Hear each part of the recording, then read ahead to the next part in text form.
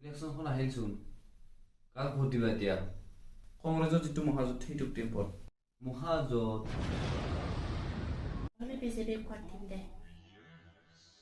BJP মই কিন্তু বিজেপিক নিদিওঁ ভাই বিজেপি কাম নাই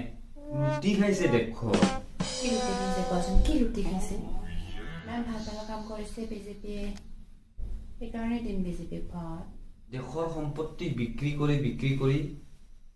শনি হোৱা পাৰ্টি মোক নালাগে মই কোনো মানে সেই নাই ছাপৰ্ট নহয় বিজেপিৰ পৰা বচাও অসম বচাও এই বস্তুটোত মোৰ ছাপৰ্ট আছে মিত্ৰজোঁটৰ ছাপৰ্ট আছে মহাজোঁটত তো মই তাতেই ভোট দিম ইমান দিনে কি কৰিম 15 বছৰ শাসন আহিল একো কৰিব নোৱাৰিল না তহঁতৰ বিজেপি চৰকাৰখন কেনেকুৱা জানা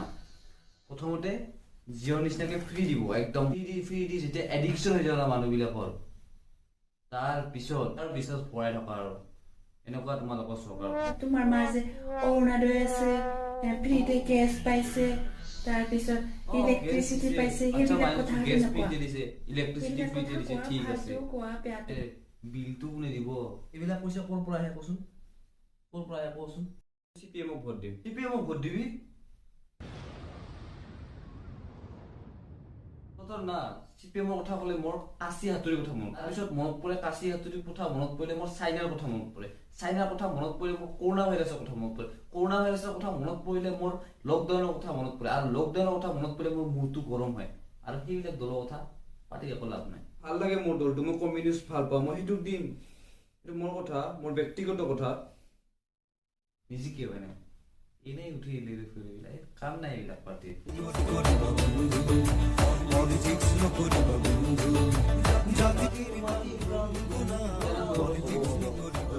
পিছত দেখাব দে অলপ পিছত দেখাব আছো দে চুপে আছো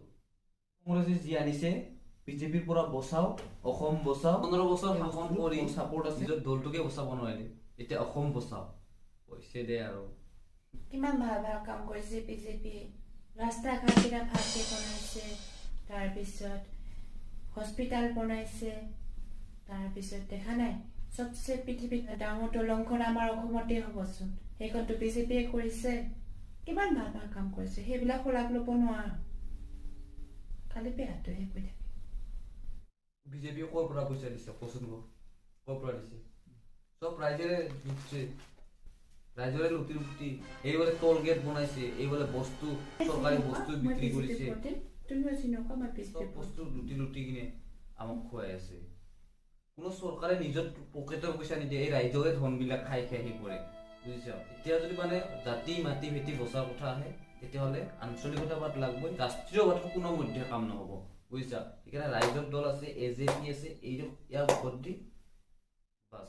भारत माता की जय भारत माता की जय